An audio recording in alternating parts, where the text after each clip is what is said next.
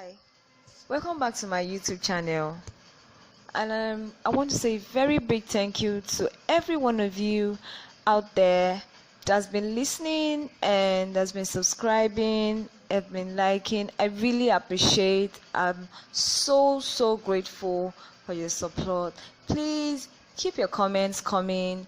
Please keep subscribing and don't forget to also share, as it can also help every other person and any other person out there. You never can tell. Today's episode, I'm going to be speaking about Be Your Boss. It's a continuity of what we discussed last week, and this is coming up because I got a question on my channel, and the question was about having seeds of possibilities with and dealing with on the fear of the unknown. So I coined out some points which would answer every of your questions or most of the question about the topic Be Your Boss, and I'll be taking them in bits as you follow the series of my episode on Be Your Boss. You're getting full explanations of what I meant about Be Your Boss. Today, one of the points I coined out is starve your distractions and feed your focus. When I mean you starve your distractions, it means you need to stop feeding your distractions. Your distractions can be anything. It could be psychological, it could be mental, it could be physical. Whatsoever your distractions is, wherever category you could put your distraction, you need to stop feeding it. You need to determine to stop your distraction. It could be hard because most of this time the distractions are always escape routes for most persons, but for you to be able to achieve that thing, for you to see your focus as clear as it looks like, you have to determine to starve your distraction.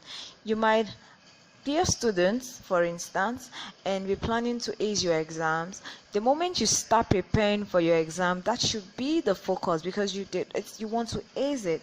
You should just focus on it, prepare for it. The moment you start thinking of the other party that has much more strength as you are, or that is doing better, or has always been doing better, has always been at the top of the class, and you just feel you can't do this anymore, and you start feeling doubt, or you start feeling fears on which you can't do it, or maybe there's actually nobody that is actually in competition with you, but you've been looked down on or discouraged at home that you cannot come out with good grades, and you just feel you should give it your best this time and come out with good grades. And you just start feeling it doesn't really matter. These guys will not appreciate whatever I do. I've been trying, and you just feel you have succeeded in feeding that distraction. The discouragement is a distraction. The fear is a distraction. The doubt is a distraction. It could even be people around you. Those people that spoke you or talk down are also the distraction. You succeeded in feeding it because you've left the focus. So in order to just shut your mind off it is to do what you feel you need to do to take charge of that situation. Take responsibility for it. Study really hard. Focus on the A's you really want to get.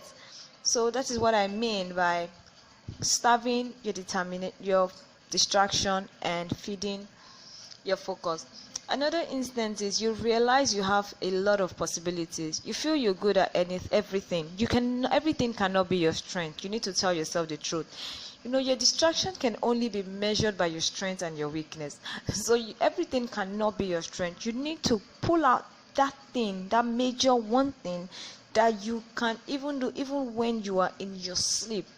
So there's something unique about you. You're taking charge of your world, you're taking charge of your environment, you're taking charge of yourself. Now some people love cleaning, they just love to do chores, clean, and they take their time, they do so much, and every other person say it like weird. How can you use hours in cleaning your room you will still scatter? Yes, it's weird to them, but it is your world. That is you. That's what you're really good at. You just love to clean, arrange things, put things in place, make sure your environment is tidy, and you do it with everything you got. But the moment you just allow people say, Obasabi, now you do pass, you too clean, and call you all those names, it's even true self, and you leave it. Yes, they've won. You fed that distraction. So I'm just putting it like you need to pick one particular thing in the seas of possibilities you have and feed it. Leave out that thing called fear of the unknown. Act like it does not even exist. Because it is you. You believe so much in yourself. You believe that is why it shouldn't be something that you can manage. It needs to be something that rules your world. Something that makes you fulfilled.